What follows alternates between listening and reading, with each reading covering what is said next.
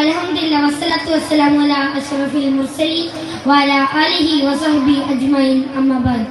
ആദരണീയരായ ഗുരുനാഥന്മാരെ, പ്രിയപ്പെട്ട കൂട്ടുകാരെ, അസ്സലാമു അലൈക്കും. പുണ്യങ്ങളുടെ പുനിലാവായ റസൂൽ സല്ലല്ലാഹു അലൈഹി വസല്ലം എക്കാലത്തെയും പ്രതീക്ഷയാണ്. അവിടുത്തെ ദേഹവും ദർശനവും സ്പർശനവും എല്ലാം അനുഗ്രഹീതമാണ്. സ്നേഹം ചോർന്നു പോകുന്ന ഈ കാലത്ത് മുത്തുനബിയിലേക്ക് തിരികെ നടക്കേണ്ടതുണ്ട്. ഭൂമിയിലുള്ളവരോട് മുഴുവൻ നിങ്ങൾ കരുണ പുലർത്തണമെന്നാണ് റസൂൽ സല്ലല്ലാഹു അലൈഹി വസല്ലം നമ്മെ പഠിപ്പിച്ചത്. എന്നാലേ ആകാശത്തിന്റെ അധിപൻ നമ്മളോട് കരുണയും സ്നേഹവും പുലർത്തൂ എന്നാണ് റസൂൽ സല്ലല്ലാഹു അലൈഹി വസല്ലം നമ്മെ ഓർമ്മിപ്പിച്ചത്. കുഞ്ഞുങ്ങളെ മുത്തം വെച്ച് സ്നേഹത്തിന്റെ ബാലപാഠം നമ്മെ പഠിപ്പിച്ചു. പെൺകുട്ടികളോട് നീതി പുലർത്താൻ ആജ്ഞാപിച്ചു.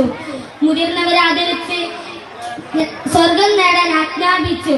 വയ്യാത്രക്കാരനെയും ദുർബലനെയും അനാഥരെയും ചേർത്തു നിർത്തി. സർവരും ആത്മവിശ്വാസത്തിൽ പ്രതീക്ഷയർപ്പിച്ചു. ചെടികളും മരങ്ങളും പറവകളും പക്ഷികളും ഉൾപ്പെടെ എല്ലാം ആ സൗജത്തിൽ പരിഗണിക്കപ്പെട്ടു. റസൂൽ സല്ലല്ലാഹു അലൈഹി വസല്ലം എല്ലാവരോടും സ്നേഹം പുലർത്തി. പക്ഷികളോടും മൃഗങ്ങളോടും സകല ജന്തുജാലങ്ങളോടും പ്രകൃതിയോടും അനാവശ്യമായി പ്രകൃതിയെ നശിപ്പിക്കരുത്. മരങ്ങൾ മുറിച്ച് മാറ്റരുത്. ചെറിയ ജന്തുക്കൾ പോലും കൊന്നുകളയരുത്. കടിയുറുമ്പാണെങ്കിൽ പോലും തീ വെച്ച് നശിപ്പിക്കരുത്. മാതാവിന്റെ മുഖത്ത് നോക്കി ചേർന്നു പോലും പറയരുത്. ഇങ്ങനെ 1000 ഉപദേശങ്ങൾ മാനവ സമൂഹത്തിന് വേണ്ടി മുത്തുനബി സമ്മാനിച്ചു. ശത്രുക്കളെ പോലും അവിടുന്ന് സ്നേഹിച്ചു. ഹിജ്റയുടെ 5-ാം വർഷം മക്കയിൽ മഴ ലഭിച്ച് ക്ഷാമം ബാധിച്ചപ്പോൾ മക്കയിൽ നിന്ന് നബി സല്ലല്ലാഹു അലൈഹി വസല്ലം വധിക്കാനും നാടുകടത്താനും ശ്രമിച്ചവരാകെ പട്ടിണിയിലായ അവസ്ഥ മദീനയിൽ നിന്ന് വിവരമറിഞ്ഞ റസൂൽ സല്ലല്ലാഹു അലൈഹി വസല്ലം പരമാവധി ഭക്ഷ്യധാന്യങ്ങൾ ശേഖരിച്ച് അവിടുത്തെ ഒരു സഹാബിയെ ഏൽപ്പിച്ചു.